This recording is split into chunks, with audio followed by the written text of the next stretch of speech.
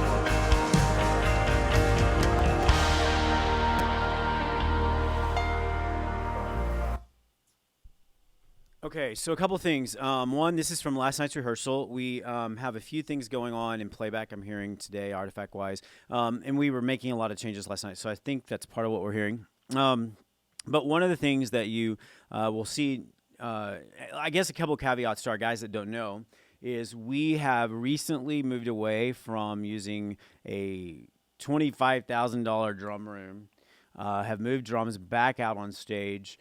Our venue here is ridiculous, and I'll show a couple of B-rolls here in a minute of, in terms of acoustically, this room is a ridiculously bad room to mix in. And with that, drums have been an issue for us historically, and so they've been shoved in a cage to try to handle that, and I just was not digging it on camera. Honestly, wasn't even digging the way it sounded. We got a Yamaha recording custom high-level kit in there, 421 microphones, Mojaves, 57s, Sennheiser 902s, 901s, all of the normal complement, 81s on hat, all the different normal complements, pencil, condensers, all that stuff that we normally see in a real world and that we do all the time in other venues, just still did not work and sound great in here. Toms were a nightmare. We had shield, we had the little, whatever they are, the little over mic shields and all that stuff, just trying to handle all that. It was a battle. And ultimately, all of that being said, the drive was to try and get cameras out of being able to see the curve, and we were seeing color balance issues and white balance issues, and it just was not a great environment. And so we decided we were going to try to go to mesh skins with triggers and sample all the drums. And so I took all the samples that I've had. I'm fortunate enough to have samples from lots of drums, 30 to 40 different kits that we're running. And so with that, we triggered it all. We put them on mesh skins, and we brought half volume cymbals, which are not exactly cheap. Still not as expensive as our Istanbuls and Dreams, which immensely sound better. There's no argument. The Istanbul and the Dreams cymbals sound better than the half volume cymbals. But what we have done is we've triggered. All of our drums are triggered, sampled. They're controlled from a brain. We're getting that all independently on channel.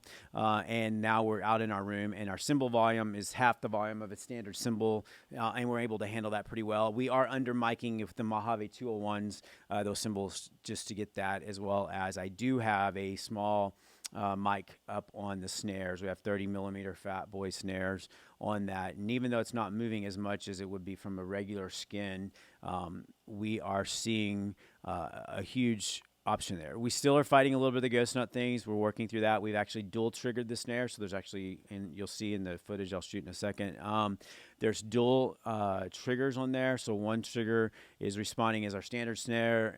We're taking the second trigger to do additional things so that we can drive either from the Digico or from in here to that secondary sound. Which helps with some of the side stick things. The triggers we're using are actually the Roland, I think they're TM30s or something to that effect. They have a dual sensor on them, so we can have a side stick snare sound as well. I'm not in love with those side sticks, and we haven't sampled any side sticks, so that's one of the things we need to work on. So we're trying some of those things to help just fill in that. But it's fairly awesomely successful so far to that. The drummers have had to learn to play a little differently for sure, but that's been immensely helpful, and the impact in here has been incredible for broadcast sake. Like some of the things we were fighting just in the closeness, even though it's one of the highest dollar, probably highest rated, most highly sought after, even maybe drum rooms, and not to knock it at all, it just does not sound good for our needs. So. And again, in our room, there was just no way to do live. So that's kind of what you're hearing a little bit of. There's a brand new bass. We just put the new bass in, so we were dialing that in last night, and a few different things like that. So specifically, a lot of changes have happened in the last couple days, and we'll talk through that a little more in another video. Thanks.